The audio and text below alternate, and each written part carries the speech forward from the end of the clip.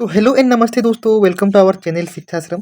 तो आज की इस वीडियो में हम some basic concepts of chemistry chapter का जो है बेसिक ओवरव्यू लेंगे और पूरा चैप्टर कंप्लीट करेंगे क्विकली, ठीक है। जिससे कि आपको जो है, अगर आप मॉक टेस्ट दे रहे हैं या फिर जो प्रीवियस ईयर क्वेश्चन सॉल्व कर रहे हैं इस चैप्टर से रिलेटेड, तो आप जो है क्विकली ये चैप्टर का ओवरव्यू ले सकें, ठीक है। तो फटाफट आगे बढ़ते हैं।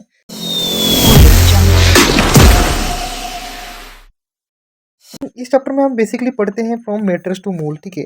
तो इसमें हम माइक्रोस्कोपिक मैटर जैसे कि वाटर ड्रॉपलेट्स पढ़ते हैं और माइक्रोस्कोपिक कंपोनेंट जैसे एटम्स एंड ऑर्बिटल्स के बारे में पढ़ते हैं, ठीक है। तो सबसे पहले the universe consist of exactly two things. तो जैसा कि हम जानते हैं कि हमारा जो यूनिवर्स है वो दो थिंग्स से जो है बना है, एक है मैटर, दूसरा है एनर्जी, ठीक है। सो इस चैप्टर में मेनली हम मैटर्स पे डिस्कस करते हैं, ठीक है। तो मैटर क्या होता है? तो सिंपल शब्द में ये कहे कि कोई भी चीज़ जो that occupy some space and has mass, ठीक है। तो ऐसा ऐसा जो है, कोई भी चीज़ जो एक स्पेस ऑक्यूपाई करती हो और जिसका कुछ मास हो, ठीक है। जिसका अपना कोई मास होता है, जिसे हम अपनी पांचों इंद्रियों यानी हम उसे फील कर सकते हैं, टच कर सकते हैं, सी देख सकते हैं, ठीक है। तो वही हो जाता है हमारा मैटर, ठीक है। तो आशा करता हूँ कि आप मैटर को एकदम डिटेल में समझ गए होंगे। जो हमारा मैटर है वो जो है उसका फर्दर क्लासिफिकेशन क्या क्या है, ठीक है। तो मैटर जो है उसका फिजिकल क्लासिफिकेशन भी क्या क्या है और उसका केमिकल क्लासिफिकेशन भी क्या क्या है। तो ये तो आप जान के कि मैटर वही होता है जो कि स्पेस को ऑक्यूपाई करे और जिसका कुछ पर्टिकुलर मास हो, ठीक है।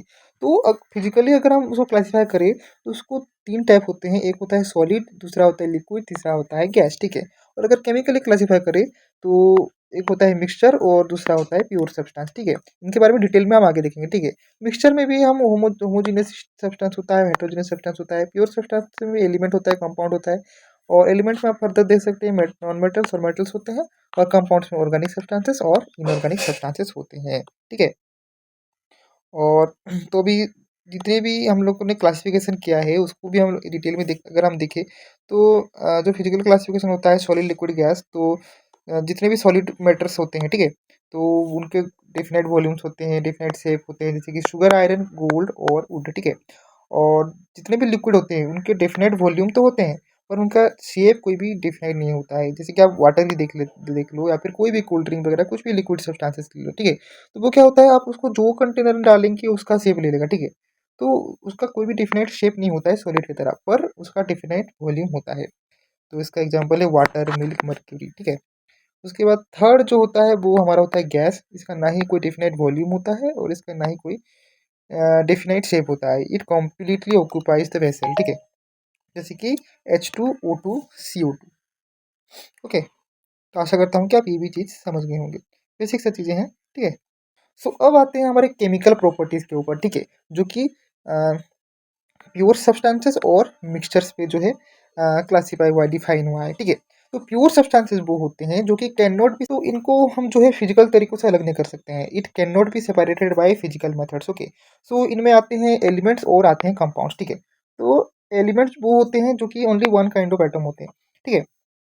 तो एलिमेंट्स जो है जैसे कि एक ही तरह के एटम होते हैं, जैसे कि जिंक, कॉपर, उसके बाद नॉन मेटल N2O2, उसके बाद मेटलॉइड्स Bs और Si, ठीक है, सिलिकॉन, बोरोन। तो ये one type kind of atom ही होते हैं। पर कंपाउंड जो होते हैं जैसे कि HCl हुआ, H2O हुआ या फिर CO2 हुआ, ठीक है। वो कंप्लीट जो वो होते हैं कंप्लीटली डिफरेंट प्रॉपर्टीज देने कॉन्स्टिट्यूएंट। जैसे कि HCl क्या है, वो हाइड्रोजन एंड क्लोरीन से बना है, ठीक है। तो जो HCl का प्रॉपर्टी होगा वो हाइड्रोजन और क्लोरीन से एकदम ही जो है डिफरेंट होगा, कंप्लीटली डिफरेंट होगा, ठीक है। तो इन्हीं इन्हीं को हम लोग बोलते हैं कंपाउंड्स, ठीक है। अब आते हैं मिक्सचर्स पे। तो मिक्सचर्स जो होते हैं वो, इन्हें आप किसी भी रेशियो वेट के हिसाब में मिला सकते हैं, ठीक है। और इनमें हर चीज़ों की अपनी इंडिविजुअल प्रॉपर्टी बची रहती है, ठीक है। तो ये होमोजेनियस भी हो सकते हैं और हेटेरोजेनियस भी हो सकते हैं। होमोजेनियस मतलब सिंगल फेज यूनिफॉर्म, अगर ये पूरी तरह घुल जाए और एक जैसा दिखे, जैसा कि मतलब अगर मान लीजिए ग्लास में, ठीक है, आप वाटर मिला दिए और सॉल्ट मिला दिए, ठीक है। तो ये पूरी तरह एकदम डिजोल्व हो जाएगा, एकदम जो है मिक्स हो जाएगा। तो इन्हीं टाइप के सोल्यूशन को हम होमोजेनियस सोल्यूशन कहते हैं। और हेटेरोजेनियस सोल्यूशन में क्या होता है, जैसे कि आप एक वही कंटेनर लिए, उसमें आप वाटर ऐड किए, ठीक है, उसके बाद सैंड ऐड किए, उसके बाद ब्लड ऐड किए, तो आप देखेंगे ये पूरा मतलब उनका अलग अलग एक लेयर बन जाएगा, ठीक है। जिससे कि आपको पता चल जाएगा कि ये मतलब वो मिक्स एकदम कम्प्लीटली नहीं हुए हैं, ठीक है। सो इन्हें कहते हैं हेट्रोजीनियस। तो आशा करता हूँ कि आप ये समझ गए होंगे, ठीक है। तो यहाँ से हम अब मैक्रो दुनिया से जो है एंट्री लेते हैं माइक्रो दुनिया में, ठीक है। तो नॉर्मल लाइफ में क्या होता है, हम चीज़ों का जो अमाउंट होता है, वेट, वो वेट या वॉल्यूम में हम नापते हैं, ठीक है। जैसे कि आप कोई भी बाजार से आप अगर मान लीजिए शुगर ही ले आए, ठीक है, तो शुगर को आप जो है ग्राम केजी उसमें मापते हैं, या फिर जो भी हो आप कुछ ऑयल ले आए, ठीक है, तो ऑयल को भी आप जो है वॉल्यूम में जो है नापते हो, ठीक है। और केमिस्ट्री का बेसिक यूनिट क्या होता है, एटॉम या मोलिक्यूल, ठीक है। एटॉम या मोलिक्यूल उनका बेसिक यूनिट होता है। तो उसको भी मतलब जो है गिनती या फिर नापने का जरूरत होता है। तो उसको नापने के लिए हम जो है यूज करते हैं मोल, ठीक है, जो कि एक लैटिन वर्ड है कि मास और पाई, ठीक है। जैसे कि मतलब 1 डोजन, ठीक है। जैसे कि 1 डोजन 12 बराबर होता है। हम बाजार में क्या बोलते हैं कि हमें 1 डजन केला दो, तो यानी वो 12 बनाना दे देते हैं। उसी तरह 1 मोल एक क्वांटिटी है जिसका जो है वैल्यू होता है 6.0221 367 इंटू 10⁻23। ओके, ये नंबर तो अब ये डाउट होता है कि नंबर कहाँ से आया, ठीक है। तो एक्चुअली एग्जैक्टली ये जो नंबर आया है, it is the mole is encoded to exactly 12 grams of carbon 12, ठीक है। तो जो कार्बन 12 आइसोटोप होता है उसके अंदर जितने भी एटम्स होते हैं, ठीक है, 1 मोल उसी के बराबर होता है, ठीक है। देख सकते हैं नीचे यहाँ पे मैंने एक इन्फोग्राफिक्स भी डाल दिया है, मतलब एक एब्स्ट्रैक्ट इमेज भी डाल दिया है, ठीक है। तो एक 12 ग्राम कार्बन 12 आइसोटोप का जितना भी वेट होगा, ठीक है, वो जितना होगा that is equal to this 1 mole, ठीक है। सो इसका डेफिनेशन में भी साइड में लिख दिया हूँ कि the amount of substances containing as many entities as there are atoms in exactly 12 gram of the carbon 12 isotope, ठीक है। तो आशा करता हूँ कि आप ये समझ गए होंगे। अब आगे कुछ फॉर्मूलाज देखते हैं, ठीक है। तो अब आपको ये तो पता चल गया कि 1 मोल कितना होता है, ठीक है। तो अब कुछ फॉर्मूलाज होते हैं जिनके हेल्प से जो है, अगर आपको वेट पता है, एटॉमिक वेट्स पता है, तो उन वॉल्यूम पता है, या फिर जो है नंबर ऑफ एटम्स मॉलिक्यूल्स पता है, तो उसके हेल्प से जो है आप मोल्स निकाल सकते हैं, ठीक है। तो ये कुछ 4 फॉर्मूलाज है, ये बहुत इंपॉर्टेंट होते हैं, इसको आप नोट कर लीजिएगा। ये एवरी एग्जाम में आपको कहीं ना कहीं इससे क्वेश्चन आपको देखने को मिल ही जाता है, ठीक है। तो मोल्स इन मोलिकुल्स होता है weight in gram by molecular weight. Moles of atom होता है weight in gram by atomic weight. Moles of gases होता है volume at NTP divided by standard molar volume. और मोल्स ऑफ पार्टिकल्स होता है number of atoms molecules ions by Avogadro number Na, ठीक है। इसका वैल्यू हमने ऊपर ही देखा था। तो अगर हम एक अकेले जो है एटम की बात कर रहे हैं तो हम एनयू में डिस्कस करते हैं, एटॉमिक मास यूनिट में, ओके। पर जो कि होता है 1/12 मास ऑफ द कार्बन 12, ठीक है। बट अगर हम पूरे एक मोल एटम का मास निकाल रहे हैं तो उस केस में हम जो है ग्राम एटॉमिक मास जो है टर्म यूज करते हैं। So mass of 1 mole of the particle, ठीक है। So gram atomic mass of oxygen क्या होता है, 16 ग्राम। तो इसमें हम 1 मोल ऑफ पार्टिकल का बात कर रहे थे। So gram atomic mass of oxygen is equals to 16 gram, ठीक है। तो सिमिलरली ये एटम का था, सिंगल एटम, ठीक है। और सिमिलरली मोलिकुलर मास भी हम वही देखेंगे, अगर कोई एक मोलिक्यूल है जैसा H2SO4 जैसा, ठीक है, तो it also also compare with 1/12 part of the mass of the atom of carbon 12, ठीक है। और ग्राम मोलिकुलर मास में हम जो है सभी एटम का जो है मास जो है सम करके जो है कर देंगे तो हमें ग्राम मोलिकुलर मास आ जाएगा, ठीक है। सो अब आते हैं एक गोल्डन रूल पे जिसको कि बोलते हैं principle of atomic conservation, POAC। सो ये क्या बोलता है, ये जो है ये प्रिंसिपल क्या बोलता है, इसका सिंपल मतलब है कि मास का कंजर्वेशन, यानी रिएक्शन में जो भी एटम्स शुरू में यानी कि रिएक्टेंट्स में होते हैं वो आखिर में भी वही रहेंगे, ठीक है। So the principle of conservation of mass expressed in the concept of atomic theory means the conservation of atom. So if atoms are conserved, अगर atoms conserve है, moles of atoms will also be conserved, ठीक है।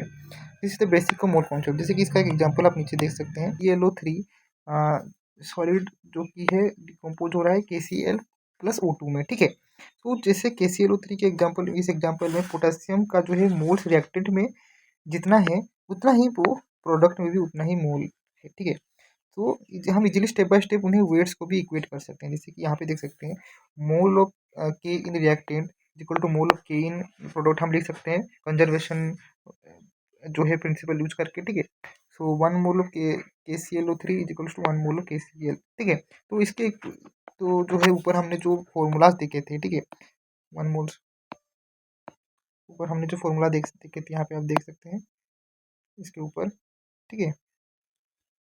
आप जो weight of KClO3 in gram, molecular weight of KClO3, similarly weight of KCl in gram by molecular weight of KCl। तो इसके equate करके हम जो है वेट जो है KClO3 और KCl का जो है हम जो है फाइंड कर सकते हैं। तो इससे भी क्वेश्चंस बनता है, तो ये जो है आप याद रखिएगा, ठीक है। सिमिलरली आप ऑक्सीजन के केस में भी हम वही कर सकते हैं। तो moles of O in reactant is equal to moles of O in product कर सकते हैं, ठीक है। तो इसमें देख सकते हैं रिएक्टेंट में 3 ऑक्सीजन है और जो है और जो देख सकते हैं प्रोडक्ट में 2 ऑक्सीजन है, ठीक है। तो उसके हिसाब से 3 इंटू मोल ऑफ KClO3 कर सकते हैं और is equal to 2 into moles of O2, फिर वही सेम फॉर्मूला यूज करके हम फर्दर कैलकुलेशन कर सकते हैं, ठीक है। अब आगे बढ़ते हैं।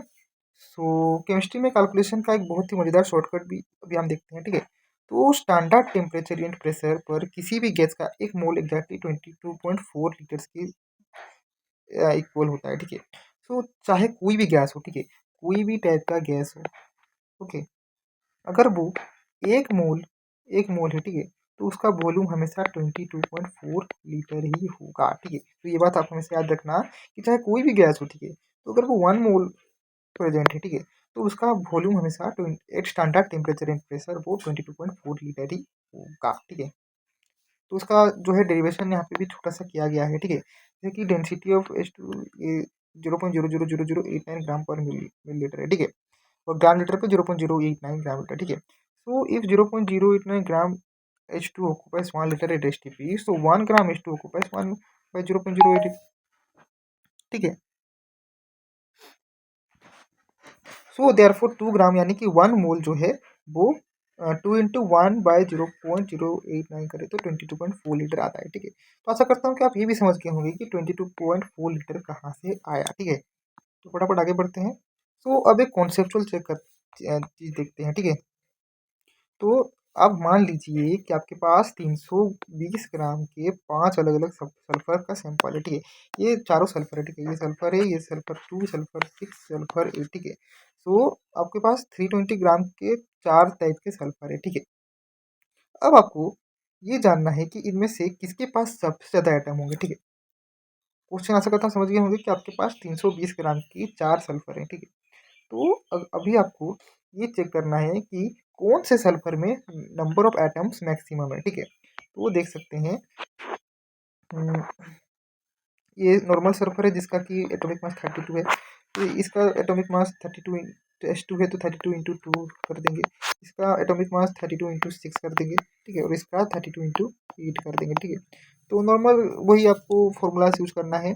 तो number of atom is equal to given mass, तो गिवन मास तो सबका देख सकते हैं सेम है, by molar mass into Avogadro number into 1, ठीक है, इंटू 2 इंटू 3 6 इंटू 8 कर देंगे, ठीक है। तो the correct answer roll the samples with the same number of atoms to multiply cancel out, ठीक है। तो आशा करता हूँ कि आप ये समझ गए होंगे कि सभी जो है सैंपल है सभी में जो है नंबर ऑफ एटम्स सेम है, ठीक है। आप कैलकुलेट करके देख भी सकते हैं, आपको फाइनली आपको देखने को मिलेगा कि सब में जो है सेम टाइप की नंबर ऑफ एटम है। तो इससे आशा करता हूँ कि आप ये कॉन्सेप्ट जो है समझ गए होंगे, ठीक है। अब आगे बढ़ते हैं, परसेंटेज ऑफ मास के बारे में डिस्कस करते हैं, ठीक है। तो ये परसेंटेज ऑफ मास आपको क्या बताता है कि कौन सा एलिमेंट ये जो है आपको एक कोई भी कंपाउंड में, मान लीजिए आपके पास कोई भी टाइप का कंपाउंड है, ठीक है, तो वो कंपाउंड में वो पर्टिकुलर एलिमेंट कितना परसेंटेज में है, ठीक है। तो वो बताता है आपको मास परसेंटेज ऑफ एलिमेंट। जैसे कि HCl एक कंपाउंड है, ठीक है, तो इसमें H कितने परसेंटेज में है और Cl कितने परसेंटेज में है, तो अगर वो आपको फाउंड करना है, तो वो जो है आपको मास परसेंटेज ऑफ एलिमेंट की हेल्प से आप जो है कैलकुलेट कर सकते हैं। तो मास परसेंटेज ऑफ एलिमेंट होता है number of atoms into atomic mass, जो कि total mass of the element, ठीक है, divided by molecular mass into 100, ठीक है। और जो है अगर आपको मोलिकुलर मास कैलकुलेट करना है तो atomic mass by percentage of element into 100 से आप मिनिमम मोलिकुलर मास जो है आप कैलकुलेट कर सकते हैं, ठीक है। नीचे एक एग्जांपल भी आप देख सकते हैं जिसकी यूरिया का एग्जांपल है CH4N2, तो इसमें परसेंटेज ऑफ N2 का मोलिकुलर मास 28 होता है टोटल, और मोलिकुलर मोलिकुलर मास ओवरऑल 60 होता है, इंटू 100 करेंगे तो 46.6%।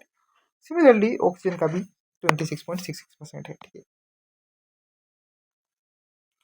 तो आशा करता हूँ कि आप जो है ये प्रोसेस भी समझ गए होंगे कि आप कैसे जो है मास परसेंटेज कैलकुलेट करेंगे, ठीक है। तो बहुत ही ईजी है।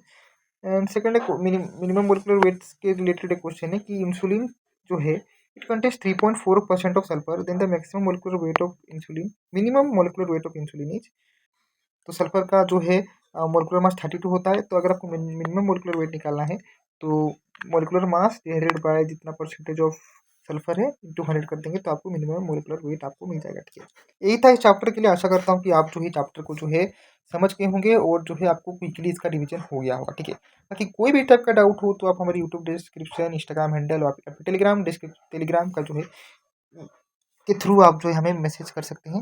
बाकी सब मोर चैप्टर जो है आगे इस फ्यूचर में आने वाली है, तो चैनल को सब्सक्राइब कर दीजिएगा और जो है बेल आइकन को क्लिक कर दीजिएगा। ठीक है, और इससे रिलेटेड क्वेश्चंस और बाकी सभी अपलोड हो जाएंगे। तो स्टे ट्यून्ड एंड धन्यवाद और जय जगन्नाथ।